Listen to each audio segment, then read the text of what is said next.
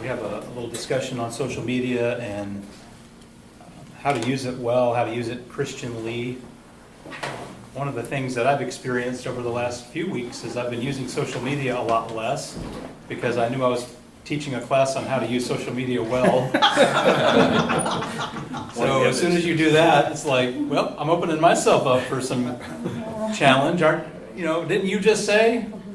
So that's just been kind of in the back of my mind. Every time I get on social media, like, okay, am I going to follow my rules or, what am I going to do here? So I want to talk about social media in a sense as a spiritual discipline. And I'm going to talk about why that is and then how to engage in it as such. And I think when we reframe it that way, I think it's very, very helpful for us to have a more productive and engaging conversation, a more peaceful, loving conversation than often we find on social media.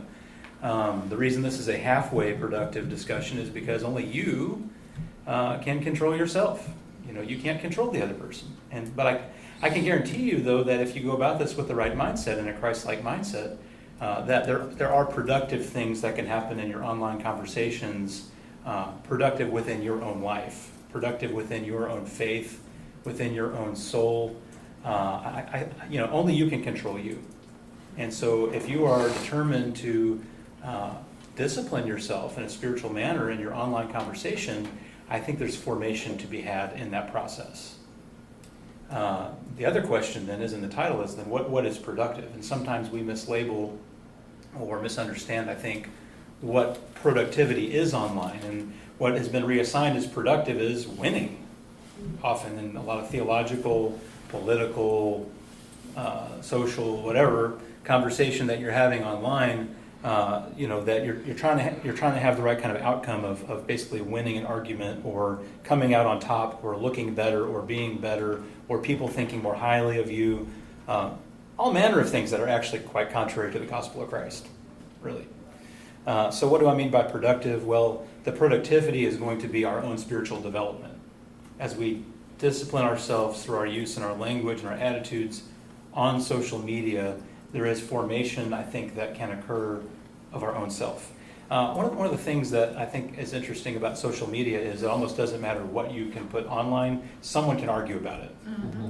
It's almost like a spiritual Rorschach test. You remember those old tests where they had the ink blots and they would put the ink blot up, what do you see? And they have the cards, what do you see? What do you see? It's as if people, and what the ink blot showed you was it was a projection. They're meaningless images, but I'm projecting meaning onto the image and revealing something about my subconscious in what I'm projecting on the image and communicating of what I see in the clouds or in the ink blot. And social media, I think, is very similar to that. You can post a picture of your grandkids and a conversation can start. An argument can start, right? And that reminded me a little bit of entropy, because you think about the whole apologetic of entropy, and like you maybe heard like the second law of thermodynamics that things tend to fall apart over time. You don't start with a pile of bricks and they form themselves into a nicely constructed or well organized 3-story building.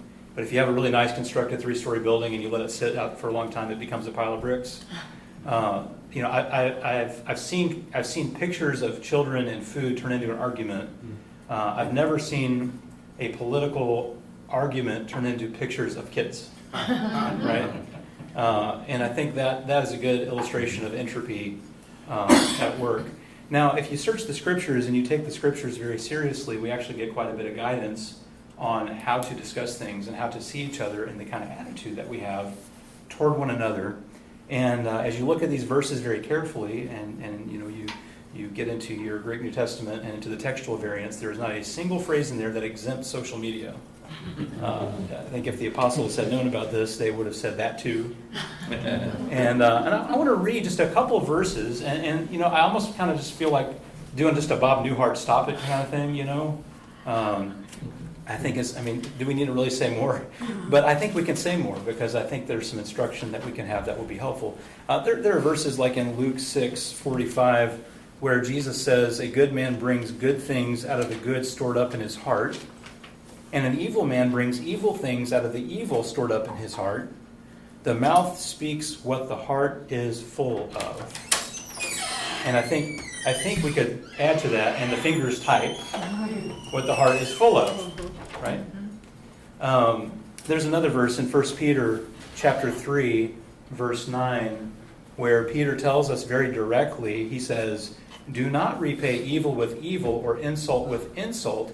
On the contrary, repay evil with, anybody know? Good. Blessing. Repay evil with blessing. Can you imagine applying that principle to social media conversation? That when somebody insults or somebody is coming at you strong, that you respond with blessing? How disarming that would be? How transformational that would be? How the tone of the conversation could be adjusted and changed to be a more spiritually minded conversation. And I think that's what a lot of our breakdown comes into, is we're not having spiritually minded conversation even while we're talking about spiritual matters. It's such an odd thing. There's another verse in Ephesians 4, verse 9, where Paul says, do not let any unwholesome talk come out of your mouths, but only that which is helpful for building others up. What if we did that? What if we applied that? What would that look like? How would that change the conversation that we're having? And I'm as guilty as anybody.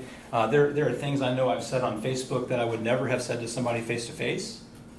I can recall one time someone private messaging me and telling me that they would like to sit down and talk sometime and have lunch. And they're very far away, very distant, not real super likely to happen where they live. It's not a place I often go.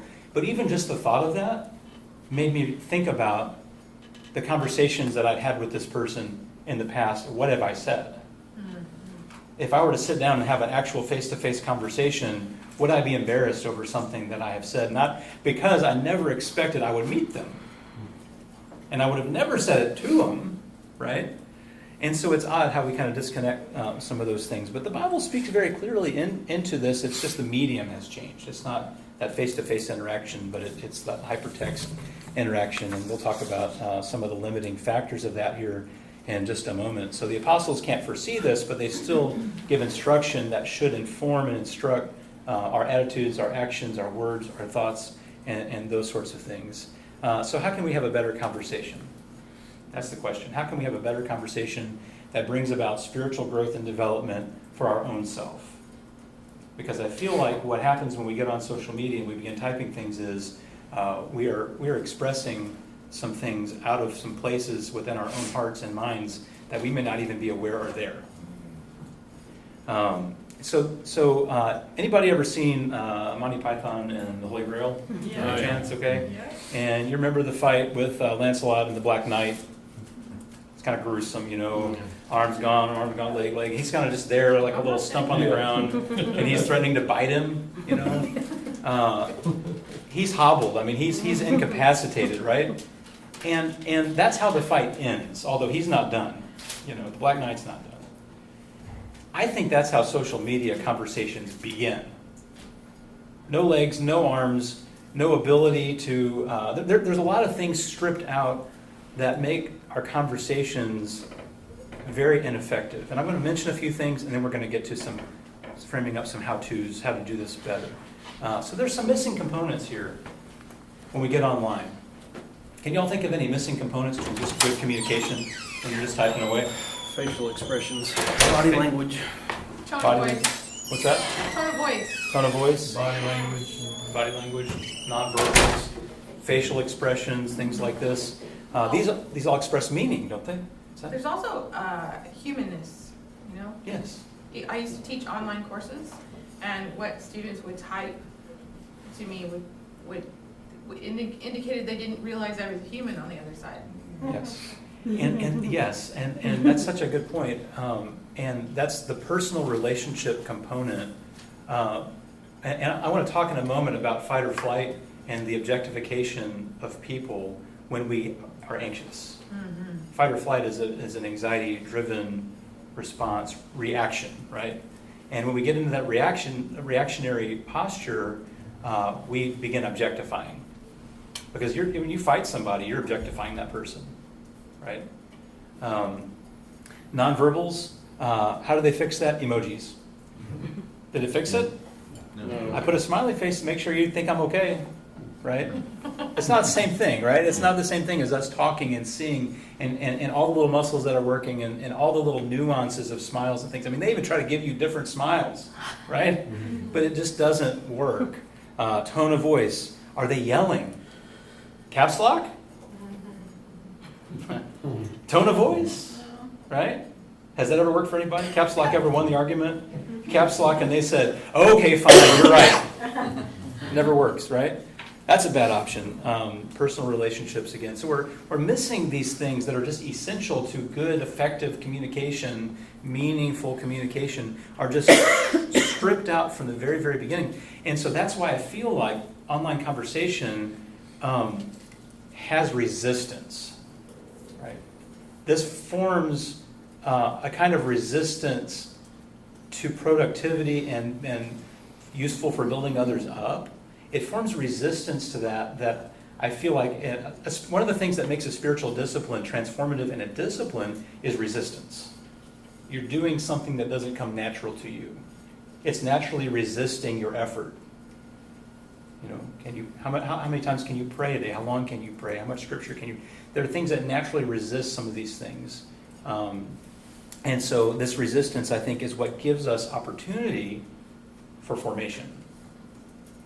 Okay?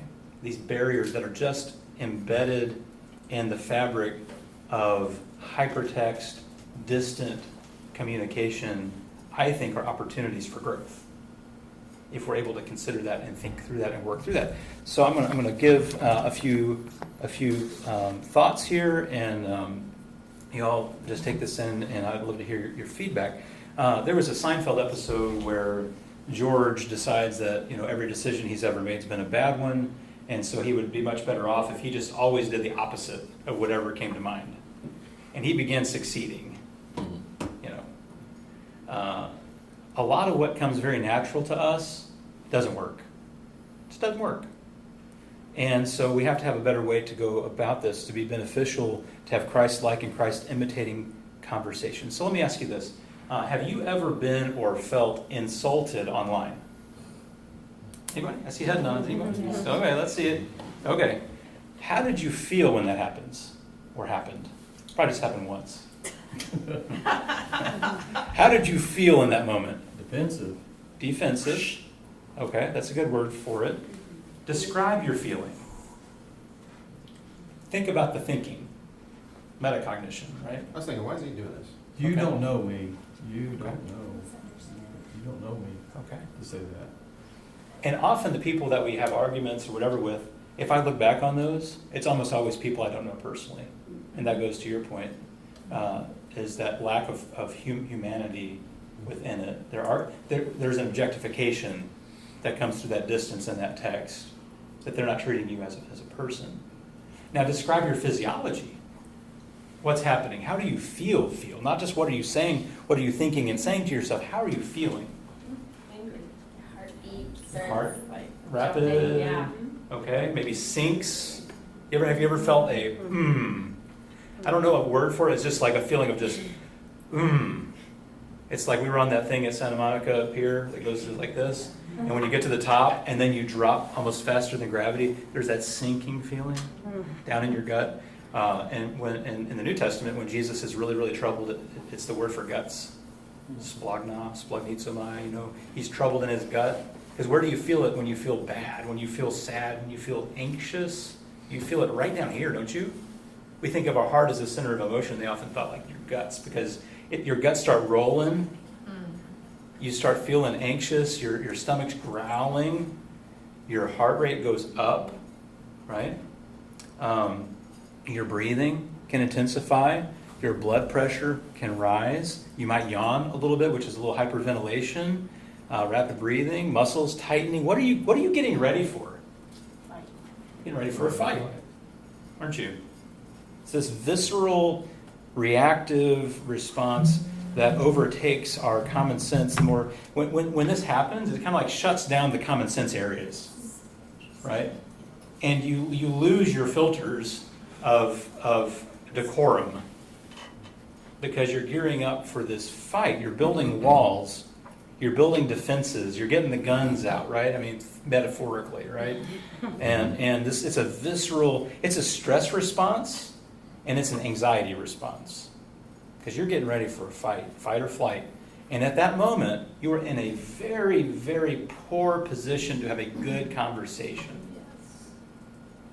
Not going to happen. So we're going to talk about what do you do with that. I will say there are times when fight or flight is probably actually a healthy response. But I would say the moments of those are probably very slim. I mean, like a child's being hurt or something. Like there's a very short list of like you should really like feel that way and respond like that strongly. There's a few instances of those things, but it's not like your normal run-of-the-mill argument. So I'm not asking you to deny that, but I am asking you to recognize it. And I think this is the first moment of our own self-consideration, our own introspection, to begin identifying the feelings of anxiety and stress that well up within us, and to try to recognize that and begin to disarm that a bit. To let those feelings die down before you react in a way that your full mind can be engaged in the process. Because you're shutting off areas of your brain that you're going to need to have a good conversation. So again, when you fight or flight, it's objectification. People are objects to you, and you're going to fight them. And that's not a good position to be. So we have to resensitize ourselves to the humanity of other people.